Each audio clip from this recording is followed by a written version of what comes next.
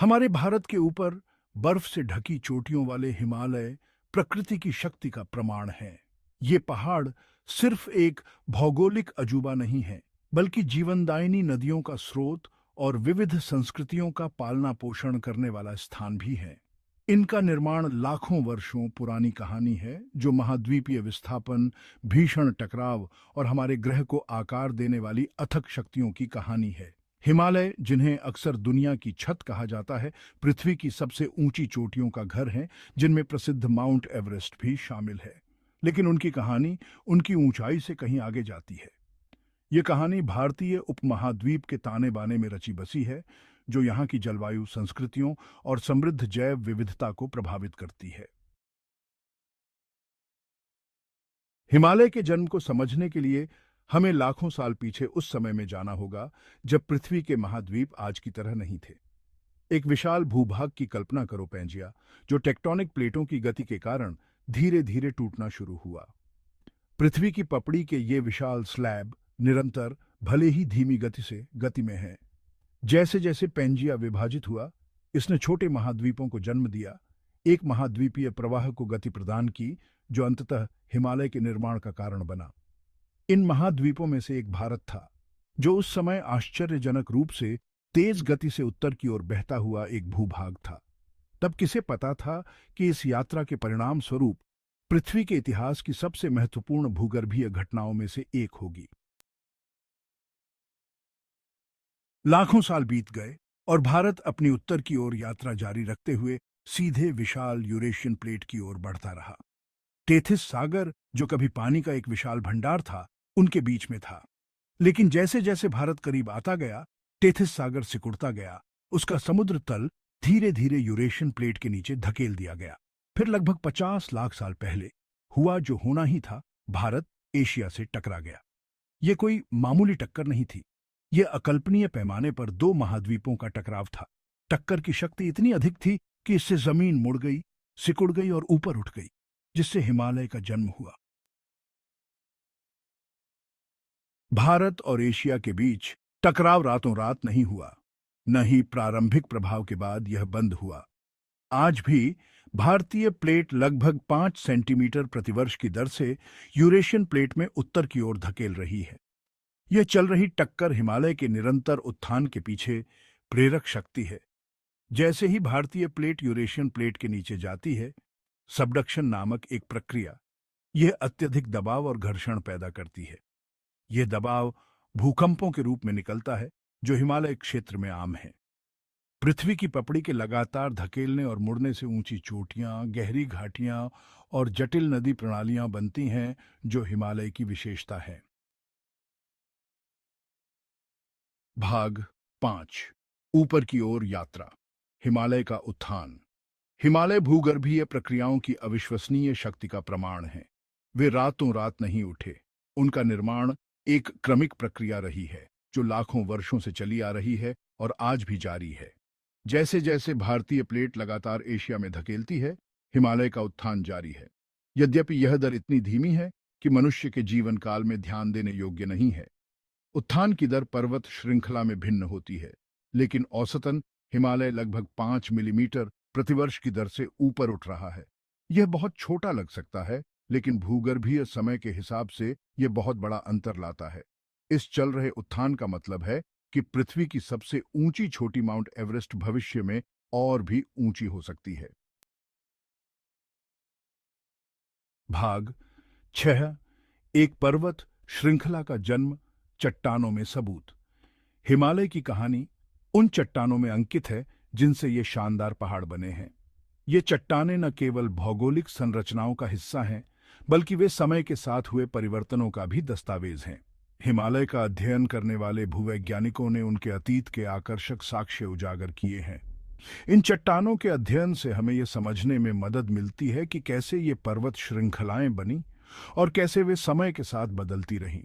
हिमालय में ऊंचे स्थानों पर पाए जाने वाले समुद्री जीवों के जीवाश्म इस बात की याद दिलाते हैं कि यह क्षेत्र कभी टेथिस सागर के नीचे डूबा हुआ था। ये जीवाश्म हमें यह भी बताते हैं कि कैसे समुद्र तल से उठकर ये पर्वत बने। चट्टानें खुद भारी दबाव और गर्मी की कहानी बयां करती है। इन चट्टानों में पाए जाने वाले खनिज और उनकी संरचना हमें यह समझने में मदद करते हैं कि कैसे ये चट्टानें समय के साथ बदलती रहीं। कायांतरित चट्टानों की उपस्थिति, जो तीव्र दबाव और तापमान के तहत बनती हैं, महाद्वीपीय टकराव के दौरान काम करने वाली शक्तिशाली ताकतों को इंगित करती हैं। ये चट्टानें हमें यह भी बताती हैं कि कैसे महाद्वीपों के टकराव ने हिमालय को आकार दिया। इसके अलावा हिमालय के परिदृश्य में दिखाई देने वाली चट्टानों की मुड़ी हुई और टूटी हुई परतें उन गतिशील शक्तियों का प्रत्यक्ष प्रमाण प्रदान करती हैं जिन्होंने लाखों वर्षों में इस क्षेत्र को आकार दिया है। ये परतें हमें यह भी दिखाती हैं कि कैसे समय के साथ भूवैज्ञानिक प्रक्रियाएं काम करती हैं और कैसे वे पृथ्वी की सतह को बदलती हैं।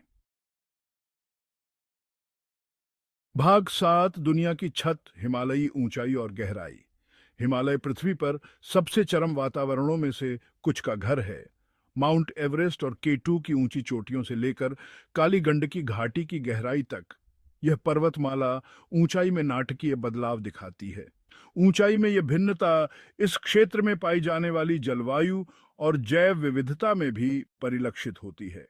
हिमालय में दुनिया की 14 सबसे ऊंची चोटियों में से 10 हैं, जो सभी समुद्र तल से 8,000 मीटर से अधिक ऊंची हैं। ये चोटियां स्थायी रूप से बर्फ और बर्फ से ढकी रहती है, जो सबसे अनुभवी पर्वतारोहियों के लिए भी एक दो फॉर्मिडेबल चुनौती पेश करती है। इसके विपरीत हिमालय के भीतर बसी घाटियां हरे भरे जंगलों, उपजाऊ भूमि और वनस्पतियों और जीवों की एक समृद्ध विविधता का घर है। भाग 8, उपमहाद्वीप को आकार देना, हिमालयी प्रभाव। हिमालय का प्रभाव उनकी भौतिक उपस्थिति से कहीं आगे तक फैला हुआ है। ये पर्वत श्रृंखला न केवल एक भौगोलिक सीमा है, बल्कि यह एक सांस्कृतिक और ऐतिहासिक प्रतीक भी है। वे भारतीय उपमहाद्वीप की जलवायु को आकार देने और लाखों लोगों के जीवन को प्रभावित करने में महत्वपूर्ण भूमिका निभाते हैं। हिमालय की ऊंचाई और विस्तार मौसम के पैटर्न को बदलते हैं, जिससे विभिन्न मौसमों का निर्माण होता है। एक विशाल बाधा के रूप में कार्य करते हुए वे मध्य एशिया से आने वाली ठंडी, शुष्क हवाओं को रोकते हैं, जिससे भारतीय उपमहाद्वीप में ठंडक कम होती है और गर्मी बढ़ती है, जिससे भारतीय उपमहाद्वीप में गर्म और अधिक आर्द्र जलवायु होती है। यह आर्द्रता मानसून के मौसम में महत्वपूर्ण भूमिका निभाती है, जो कृषि और जल संसाधनों के लिए आवश्यक है। हिमालय सिंधु, गंगा और ब्रह्मपुत्र सहित कई प्रमुख नदियों का स्रोत भी है। ये नदियां हिमालय के ग्लेशियरों से निकलती हैं और उपमहाद्वीप के विशाल क्षेत्रों को सींचती हैं। ये नदियां, जो ग्लेशियर के पिघले पानी और मानसूनी बारिश से पोषित होती हैं, जीवन के लिए आवश्यक जल प्रदान करती हैं। इस क्षेत्र में लाखों लोगों के लिए जीवन रेखा है, जो सिंचाई, परिवहन और भरण पोषण के लिए पानी प्रदान करती हैं। इन नदियों के बिना कृषि और दैनिक जीवन असंभव हो जाता, जो सिंचाई, परिवहन और भरण पोषण के लिए पानी प्रदान करती हैं। ये नदियां कृषि के लिए महत्वपूर्ण हैं और व्यापार के लिए भी एक प्रमुख मार्ग हैं। हिमालय मानसूनी हवाओं को भी प्रभावित करते हैं, जो भारतीय उपमहाद्वीप में कृषि के लिए महत्वपूर्ण है। मानसून की बारिश फसलों को पोषण देती है और जलाशयों को भरती है, जो भारतीय उपमहाद्वीप में कृषि के लिए महत्वपूर्ण है। मानसून के बिना इस क्षेत्र की कृषि प्रणाली टिकाऊ नहीं हो सकती। भाग 9, नदियों का उद्गम स्थल, हिमालयन वाटर टॉवर।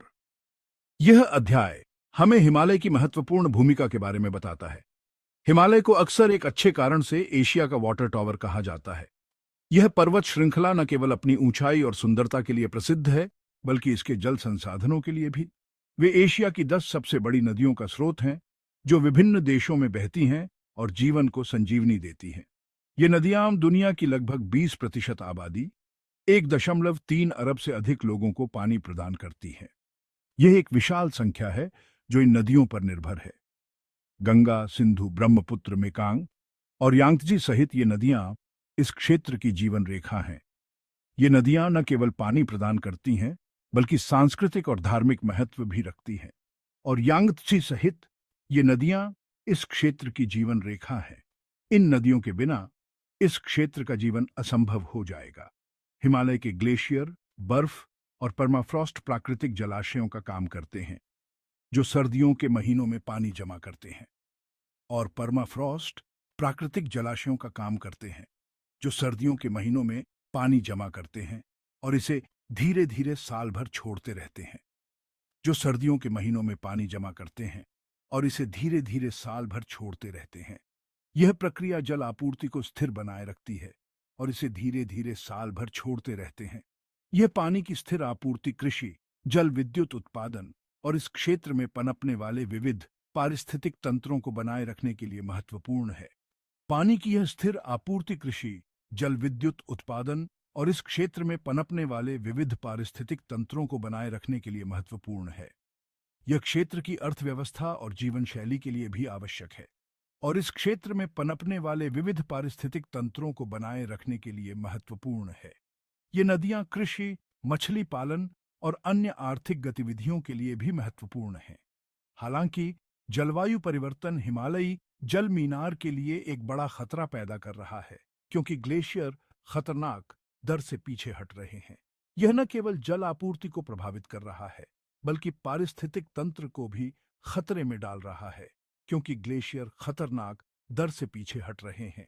अगर यह प्रक्रिया जारी रही, तो भविष्य में पानी की कमी और अन्य गंभीर समस्याएं उत्पन्न हो सकती हैं। हिमालय सिर्फ एक पर्वत श्रृंखला से कहीं अधिक है। वे प्रकृति की विशाल शक्ति, जीवनदायिनी नदियों के स्रोत और विविध संस्कृतियों के उद्गम स्थल का प्रमाण है। इनका निर्माण लाखों वर्षों से चली आ रही एक गाथा परिदृश्य को आकार देना और अरबों लोगों के जीवन को प्रभावित करना जारी रखे हुए है। बर्फ से ढकी चोटियों से लेकर नीचे उपजाऊ घाटियों तक, हिमालय लचीलापन, सुंदरता और हमारे ग्रह की परस्पर वर्बंडनहाइट का प्रतीक है। जब हम उनकी भव्यता पर अचंभा करते हैं, तो आइए हम आने वाली पीढ़ियों के लिए इन शानदार पहाड़ों की रक्षा और संरक्षण के महत्व को भी पहचानें।